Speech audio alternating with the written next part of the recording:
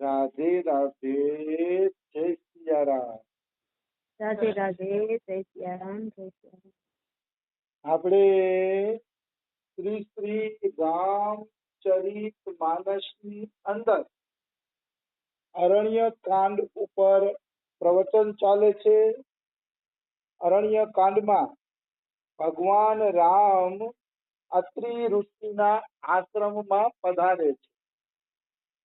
તો અત્રિ ઋષિના આશ્રમમાં પધાર્યા એટલે અત્રિ ઋષિએ રામની સ્તુતિ કરી. એ સ્તુતિ ઉપર આપણે પ્રવચન ચાલે છે. તો એમાં આપણે આગળ વધીએ તો મુનિન્દ્ર સંત રંજનમ સુરારી વૃંદ ભંજનમ એના ઉપર કાલે ચર્ચા થઈ હતી. આજે આપણે ચર્ચા લઈએ મનોજ વૈરી વંદિતમ અજાદિ દેવ સેવિતમ. મનોજ એટલે કામદેવ અને વૈરી એટલે દુશ્મન. કામદેવના દુશ્મન કોણ છે? તો કે મહાદેવજી. મનોજ વૈરી વંદિતમ એટલે સ્વયં મહાદેવ પણ જેની વંદના કરે છે, સ્વયં મહાદેવ પણ જેને પ્રણામ કરે છે. હે રામ, તમે એવા છો. શિવજીને કામદેવના શત્રુ કીધા, કારણ કે કામદેવને ત્રીજા નેત્રથી શિવજી જ બાળીને ભસ્મ કરી દે છે. આવી વસ્તુ છે. અને અજાદિ દેવ સેવિતમ, બ્રહ્મા આદિ દેવતાઓ દ્વારા સેવિત. જો હવે અહીંયા એક ધ્યાન દેવા જેવી વાત છે. મહાદેવ દ્વારા વંદન કરવા જેવા છે રામજી, અને બ્રહ્મા આદિ દેવતાઓ છે એ રામજીના સેવિત છે, મતલબ એ રામજીની સેવા કરે. તો આવું શું કામ લખ્યું?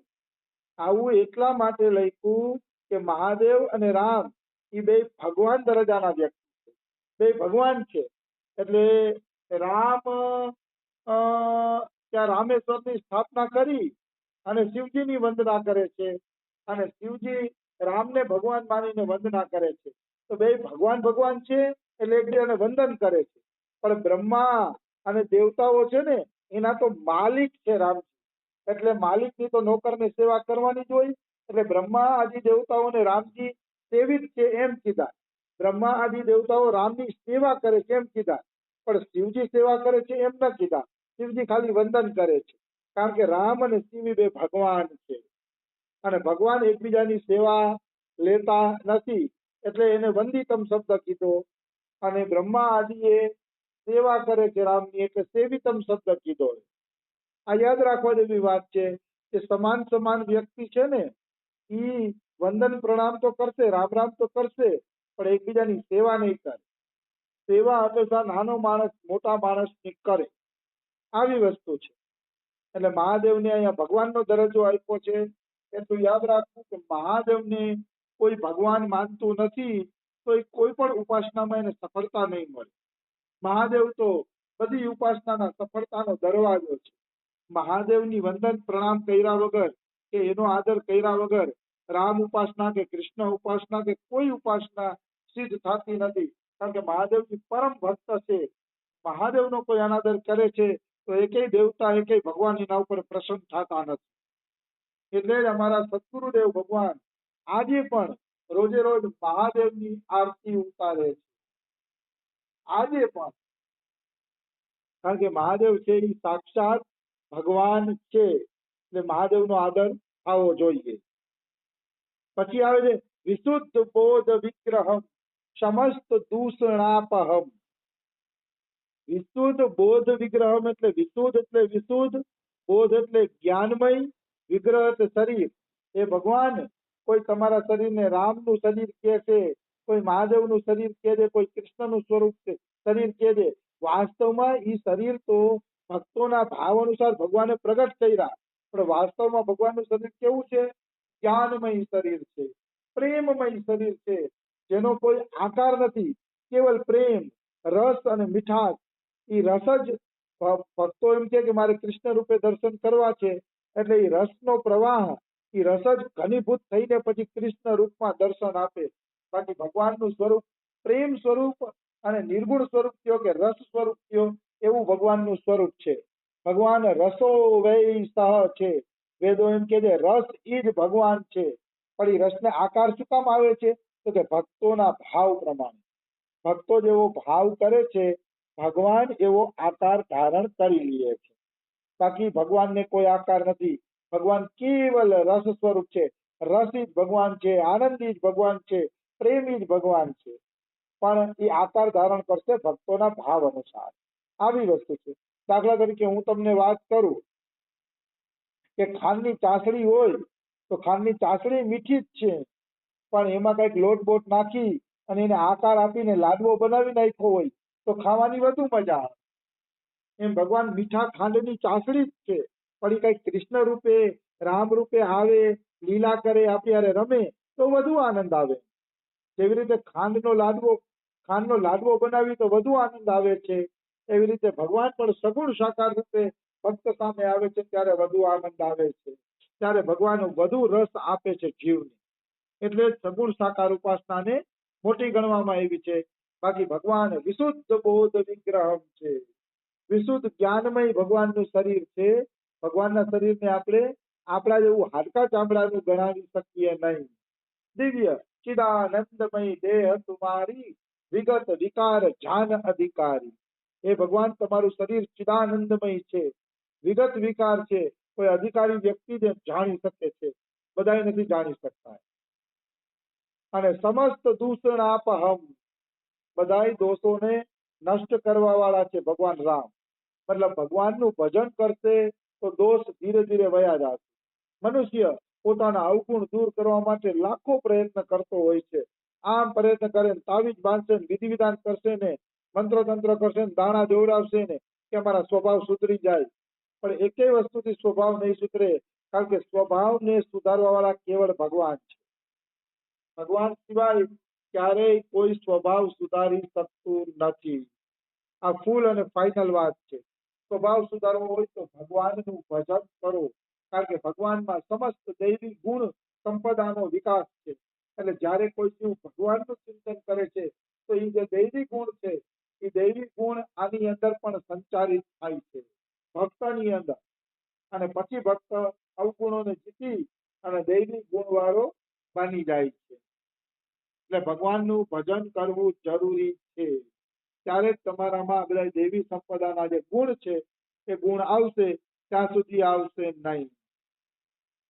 આવી વસ્તુ છે. પછી કહે છે નમામિ ઇન્દિરાપતિ સુખાકરમ સતામ ગતિ. નમામિ ઇન્દિરાપતિ એટલે હે લક્ષ્મીપતે તમને નમસ્કાર છે.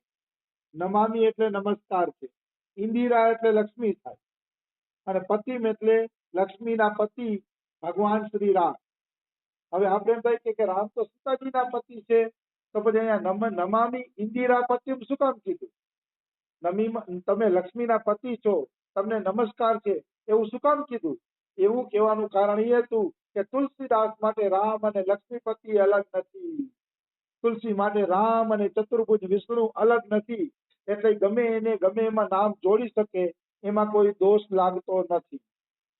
કૃષ્ણને પણ લક્ષ્મીપતિ કહી શકાય, રામને પણ લક્ષ્મીપતિ કહી શકાય, અને વિષ્ણુને લક્ષ્મીપતિ કહી શકાય, કારણ કે વિષ્ણુ રામ કૃષ્ણ એ કોઈ અલગ નથી, એક જ તત્વ છે.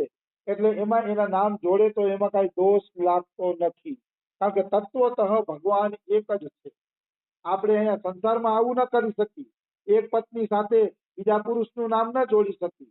જોડીએ તો દોષ બને, ગુનો બને, જોડી ન શકાય. પણ અહીંયા વાંધો નથી, કારણ કે રામ કૃષ્ણ અને વિષ્ણુ દેખાવમાં જ ત્રણ છે, વાસ્તવમાં એક જ છે. આજે તો ચૈતન્ય ચરિતામૃતની જયંતિ છે. 411 વર્ષ થયા ચૈતન્ય ચરિતામૃત ગ્રંથ લખાણો. એને ચૈતન્ય ચરિતામૃત ગ્રંથ લખ્યો છે કૃષ્ણદાસ કવિરાજે, જે અનંત મંજરીનો અવતાર હતા. 8 મંજરીમાં અનંત મંજરીનો અવતાર હતા, જેને ચૈતન્ય ચરિતામૃત નામનો ગ્રંથ લખ્યો. એમાં ચૈતન્ય મહાપ્રભુનું ચરિત્ર ને એવું બધું છે. હાલાકી એની વિસ્તારથી વાત નહીં કરું, કારણ કે ચૈતન્ય ચરિતામૃત ઉપર આપણે ઘણી વાર વાત થઈ ગઈ. તો મારે વાત એ કહેવાની છે કે આજુ ચૈતન્ય ચરિતામૃત વાંચતો હતો ત્યારે એમાં એવું આવ્યું કે ભગવાનના 2 વિલાસ રૂપો છે. મેં કીધું ચૈતન્ય ચરિતામૃતનો જન્મદિવસ છે ને, તો આજે થોડુંક ચૈતન્ય ચરિતામૃત જ વાંચી જાય.